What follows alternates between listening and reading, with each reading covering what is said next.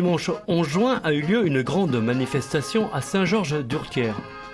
La fête de la forêt, elle est organisée par le groupement sylviculteur des Urtières qui regroupe le territoire de Porte de Maurienne, la vallée du Gelon et la Combe de Savoie.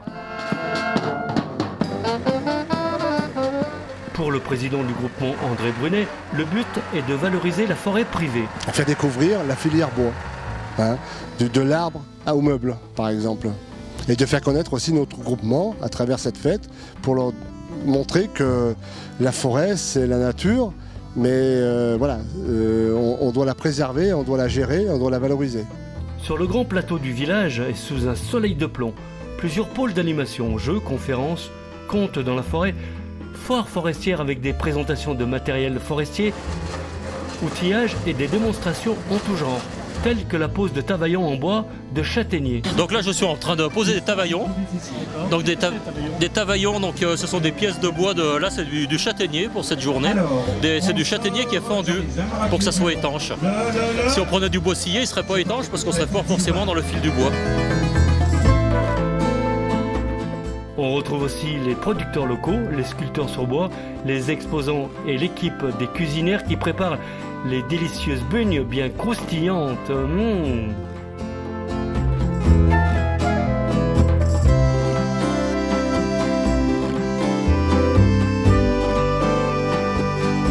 Puis il y a aussi tous les anciens du village qui font des démonstrations du sciage à l'ancienne, des scieurs de long. Donc ils ont tout installé pendant une semaine un chevalet et avec des scies à l'ancienne où ils font du sciage comme ça se passait les années du XXe siècle par exemple. Et donc il y a le contraste entre ces gens-là et puis les scies mobiles qu'on trouve aujourd'hui ou tout ce qui est moderne, quoi. Voilà. Eh bien, on va aller les voir ces anciens scieurs de long. Louis a 78 et Albert 80 ans. Et ils ont encore de beaux restes. Et comme on était dans un endroit où il n'y avait pas de route, il n'y avait que des chemins muletiers, alors les grandes pièces de bois étaient encore refendues avec la scie. On appelait ça les scieurs de long. Et ce nom commun qu'on mettait à la scie, on appelait ça la maigre. Mais enfin, elle ressemble au passe-partout, seulement elle a un grand cadre. Et puis il faut être deux, équipé d'un chevalet comme vous voyez ici. Et puis un gars est dessus, un dessous, et on tape la ligne pour essayer de filer le plus droit possible, enfin de moins pouvoir raboter après parce que quand c'est scié comme ça, c'est assez brut, quoi. Mais aujourd'hui, quand on voit le progrès, c'est encore autre chose. Les machines d'aujourd'hui vont encore 100 fois, voire 150 fois plus vite que ma scie alternative.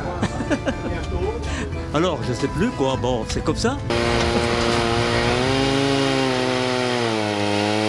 Un scieur de long doit toujours être un peu gai, quoi. C'est pour ça que ça nous arrive de chantonner un petit peu, en sciant même.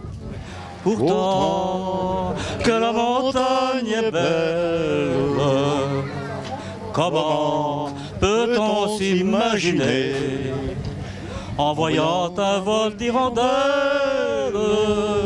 que l'automne vient d'arriver?